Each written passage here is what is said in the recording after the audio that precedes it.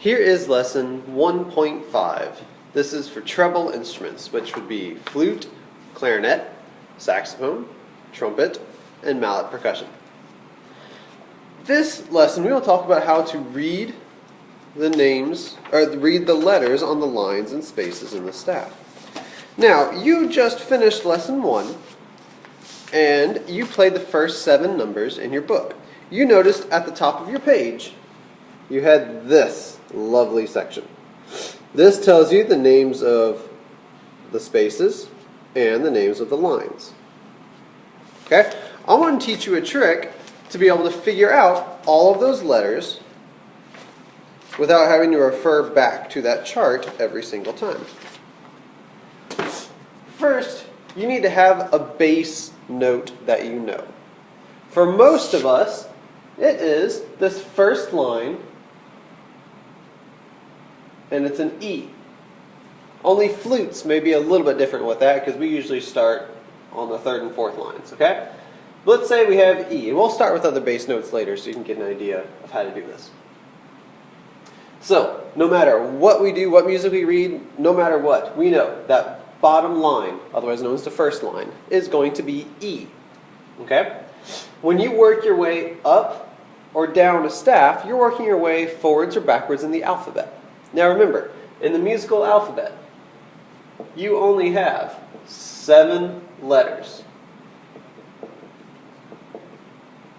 Okay? That's it. That's all we have in the musical alphabet. There are no more.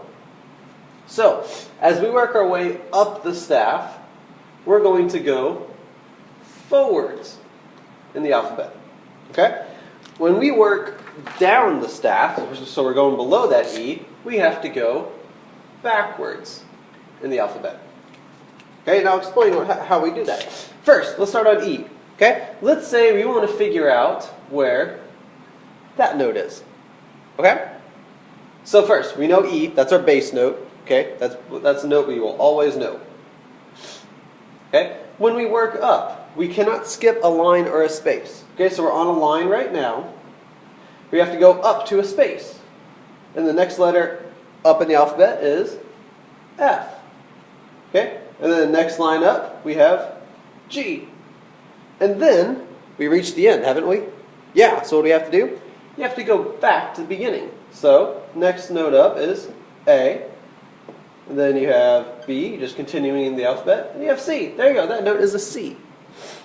That is how you find those notes. So, take your bass note, one that you know. For instance, clarinet and trumpet players will probably never forget this is an E, because that's one of the first notes we go over. So E is your bass note. Remember, do not skip a line or a space anywhere. You have to go through all of them. So we have E on the line, F, G on the line, A, B on the line, C, D on the line, E, F, G, A, B. So it keeps going up and up. Okay? So with that in mind, let's work our way down to figure out what that note is. Okay? Again, we have our E bass note. That's on the line. We know that. That's something I memorized. We're never going to forget that. Okay? So let's talk about how to get down. When you go down, you have to go backwards in the alphabet. So we have an E. What comes before E? We have a D right there. And then the line, it's a C, because remember we're going backwards in the alphabet. Then the space is a B. Then the line is an A. Then what happens when we get to the end? We have to go back to the top, so the space is a G. Okay, pretend it looks like a G. Alright?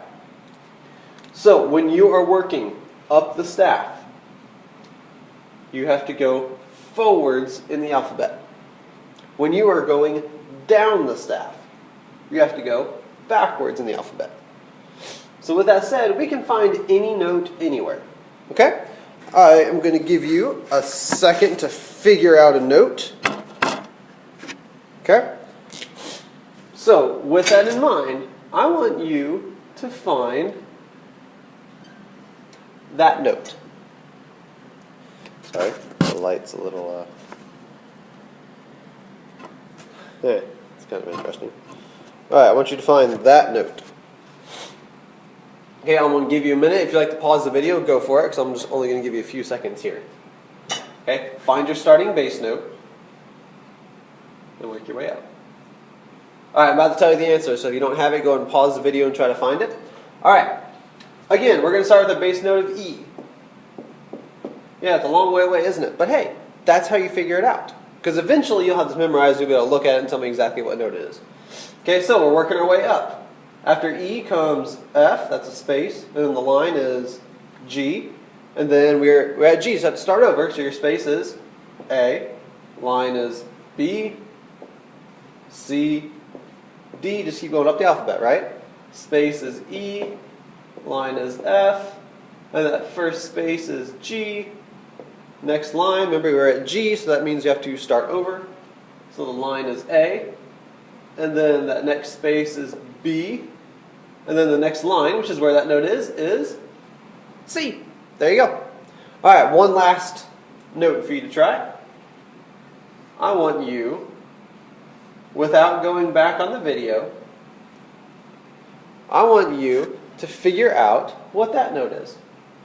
Okay? Remember, find your bass note. Find a note that you know without a doubt. Okay? Let that be your bass note, but don't change it. Okay? Some people like, well, I know that this is a C, so I'm good now. Ooh, that's not a C, is it? No.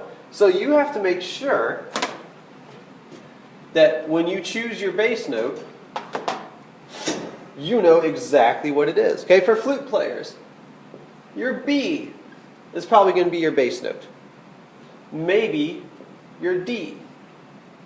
Okay? Maybe even a C for you. It just depends on what you want. Okay? But choose your bass note and just memorize that one note. Because if you know where that letter is, you are good to go and you can find everything else. Okay? It doesn't matter what kind of music we're reading. It doesn't matter if we're reading bass clef, tenor clef, alto clef, any kind of movable C.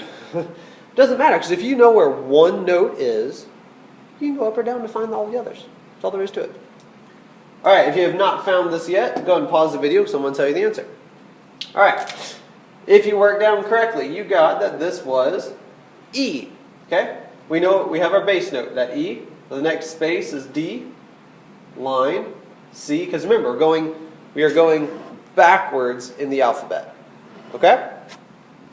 And then, so that line is a C, the space is B, line A, space, that's the G, and then line is an F, and that makes that space E. Okay? I know this seems like a bit much to throw at you all at once, but keep in mind, if you learn your bass note, you can work your way up or down and find any note anywhere on the staff. Okay? Once you get control of it, and you can make sure we're not skipping lines, we're going through the letters, I can give you something like this, and you can tell me exactly what it is. Okay? And it will be simple. You just have to count your letters. Okay? That was lesson 1.5. Thanks for joining me.